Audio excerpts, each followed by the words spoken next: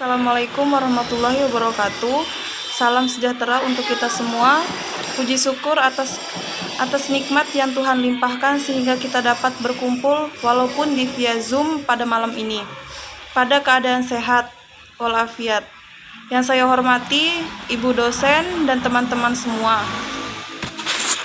Perkenalkan, kami dari kelompok 1 yang beranggota 3 orang, yaitu saya Fitri Mariani sebagai moderator, yang kedua Cornelius Aldi sebagai pemateri 1, yang ketiga Parlindungan sebagai pemateri 2. Di sini kami akan mempresentasikan materi bab 1 tentang sistem ekonomi Indonesia. Selanjutnya, sistem ekonomi Indonesia yang akan dijelaskan oleh pemateri 1, yaitu kepada Cornelius Aldi. Saya persilahkan. Baik, terima kasih atas waktu yang diberikan kepada saya.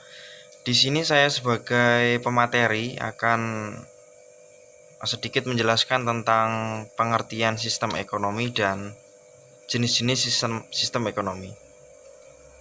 Langsung saja. Yang pertama adalah pengertian sistem ekonomi. Sistem ekonomi adalah cara untuk mengatur atau mengorganisasi seluruh aktivitas ekonomi, baik ekonomi rumah tangga, negara atau pemerintah, maupun rumah tangga masyarakat atau swasta.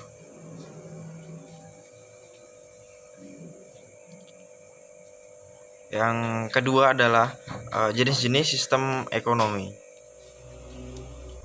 Yang pertama adalah sistem ekonomi tradisional. Sistem ekonomi tradisional memiliki hubungan yang erat dengan tradisi dan adat istiadat.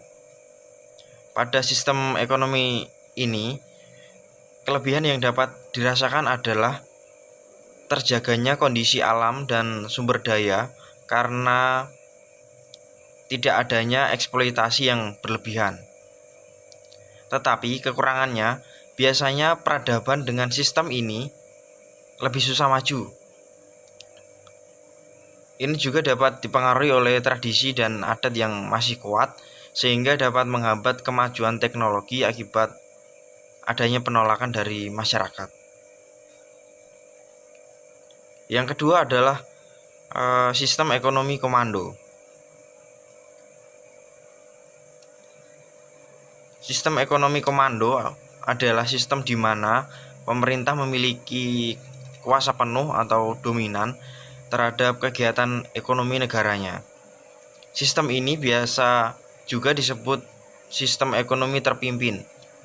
Jadi faktor produksi dipegang oleh pemerintah, tidak ada pihak swasta atau perseorangan yang menguasai barang atau sumber daya tertentu.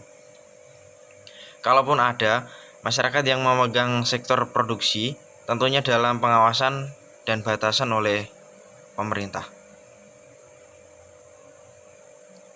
Sistem ekonomi yang ketiga adalah sistem ekonomi liberal, di mana sistem ekonomi ini adalah sistem ekonomi yang memberikan kebebasan seluas-luasnya kepada masyarakat dalam melakukan kegiatan ekonomi. Sistem ekonomi ini dikenal juga dengan sebutan sistem ekonomi kapitalis atau sistem ekonomi pasar. Prinsip yang paling jelas dari sistem ini adalah adanya keperluan untuk mencari keuntungan pribadi tanpa mementingkan keperluan pihak lain. Dalam hal perekonomian, pemerintah tidak memiliki pengaruh yang kuat untuk membatasi perekonomian individu atau masyarakatnya. Yang keempat adalah sistem ekonomi campuran. Sistem ekonomi campuran adalah gabungan dari sistem ekonomi komando dan sistem ekonomi liberal. Pada sistem ekonomi ini, baik pihak pemerintah maupun swasta memiliki peran dalam sektor perekonomian. Masyarakat memiliki kebebasan dalam sektor ekonomi Namun pemerintah juga memiliki kendali dalam sektor perekonomian. Ini bertujuan untuk mencegah adanya penguasaan penuh oleh segelintir masyarakat.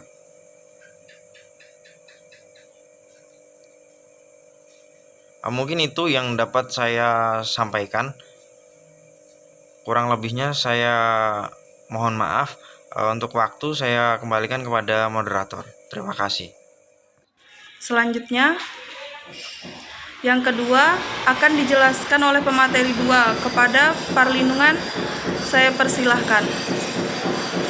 Ya, terima kasih. Saya akan melanjutkan presentasi kami dari kelompok 1. Sistem ekonomi Indonesia.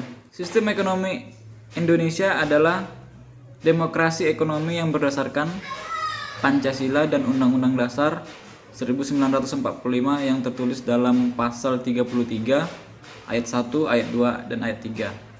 Di mana sistem demokrasi ekonomi di negara kita adalah sistem ekonomi yang berasal dari rakyat, dikerjakan oleh rakyat, dan ditujukan untuk kepentingan rakyat.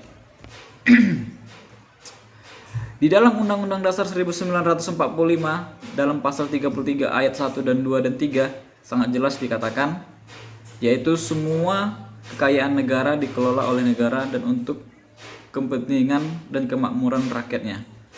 Agar lebih jelasnya, saya akan membacakan yang tertulis dalam ayat 1. Perekonomian disusun sebagai usaha bersama berdasarkan atas asas kekeluargaan. Ayat 2.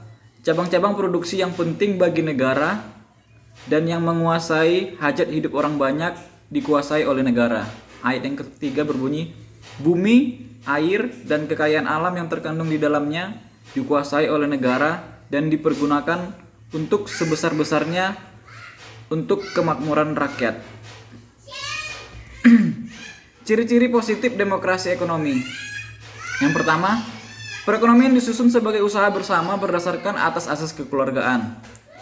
Cabang-cabang produksi yang penting bagi negara dan yang menguasai hajat hidup orang banyak dikuasai oleh negara. Bumi, air, dan kekayaan alam yang terkandung di dalamnya dikuasai oleh negara dan dipergunakan untuk sebesar-besarnya dan kemakmuran rakyat.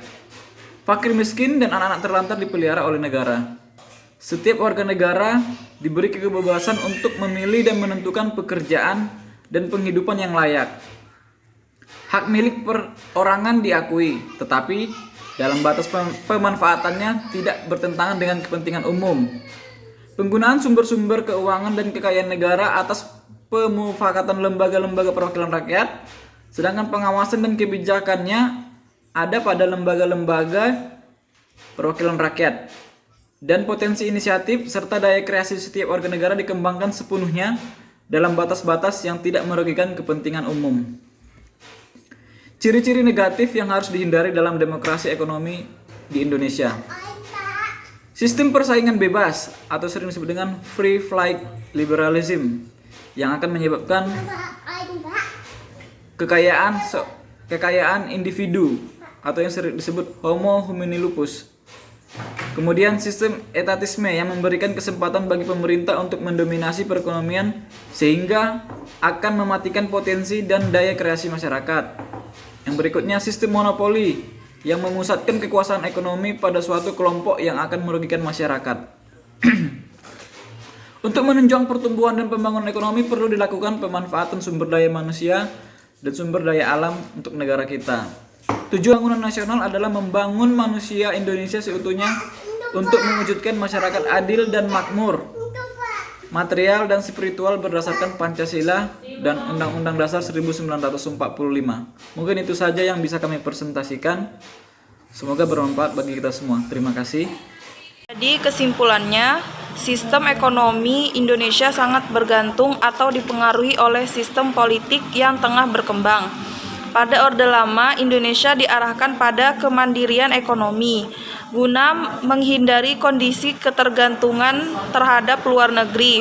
Sedangkan di Orde Baru, Indonesia memakai sistem ekonomi kapitalistik yang membawa ragam implikasi terhadap perekonomian Indonesia. Pada masa reformasi, Indonesia menggunakan sistem ekonomi kerakyatan Pancasila yang condong ke arah kapitalis. Hal ini menyebabkan Indonesia harus tunduk pada kapitalisme global. Sekian presentasi yang saya sampaikan kepada kesempatan hari ini. Saya mohon maaf yang sebesar-besarnya apabila ada tutur kata yang kurang berkenan di Ibu dosen maupun teman-teman semuanya. Terima kasih atas waktunya.